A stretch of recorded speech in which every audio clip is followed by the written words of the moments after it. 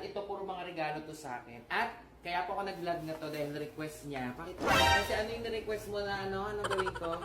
Sabi ko, gawin mo yung, mga gamit mo dyan na na-expire na yan. Yan, naiinis na siya. Bakit ka naiinis na yun? Eh, siyempre ang gamit mo, parang budiga na yun dun, di naman siya nakikinis dun. Hoy, ano na naman ang ito? Ay! Ano ko to? Muy wallet! Ah. Ay! Ay, ang ganda! Ay, Hermes pala to. Original. Balenciaga pala to, dahil. Ito, Nine West. Galing po itong Michael Kors. Kaya pala din, ito yung parang early gift opening kasi nga, di ba, Burr months na.